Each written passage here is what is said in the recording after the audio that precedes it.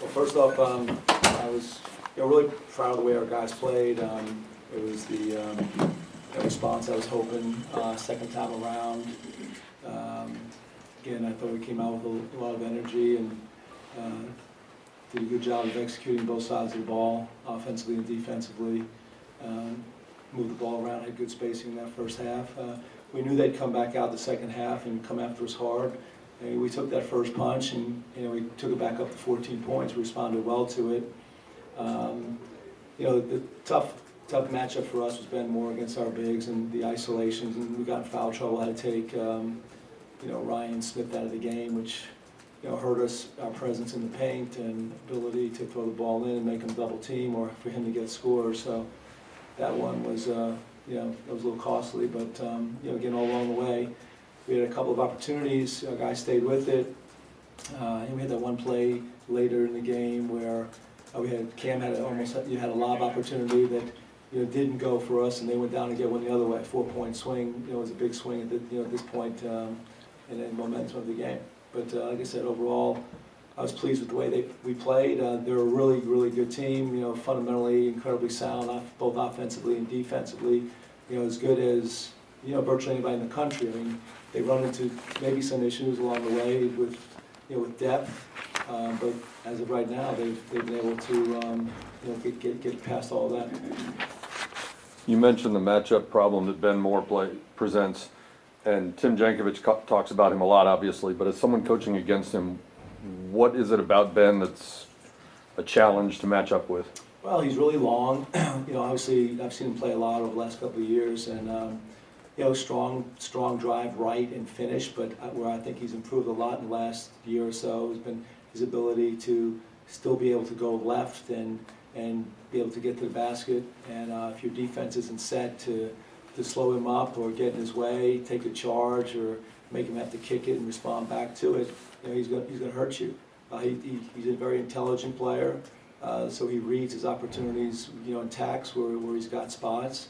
And then, of course, defensively he's their anchor, and he really hurt us on the offensive boards. Again tonight as a team, they that was probably the big differential in the game, was their ability to get us on the offensive glass. And a couple of times, like we had the ball, and I don't even know how we lost it down the other end, but it happened, and he's the guy that most times kept balls alive, and he plays great position defense with his length and contest shots, and does all the fundamental things that's important for a team to win.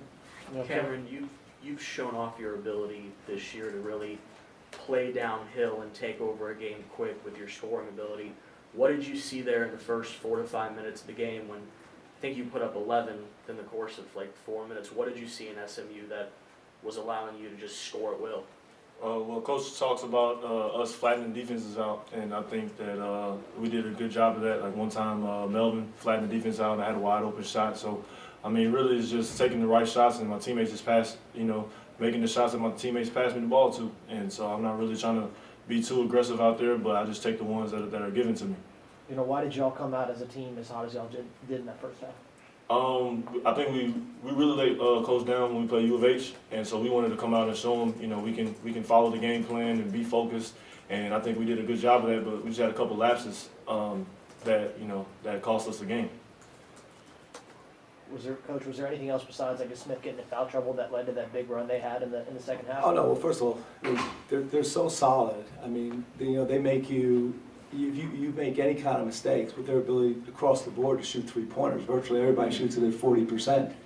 Even Meligu, who on the year, his numbers aren't there, but last 3 games coming in, he's been shooting the ball like 60% from three-point line. So there's not anybody that gives you a day off. Most teams you play, you say, okay, hey, we're going to help off of this guy and make this guy beat us. They don't really have that weak link. They've got it across the board. They're 6 or 7 guys are really solid, and they play within each other, and they bend together. So I mean, fundamentally, I think defensively, they're very good. They talk, communicate with each other really well. They don't really give you many opportunities where they break down. And we were able to create some opportunities off of turnovers that we created and get us some numbers and get some opportunities.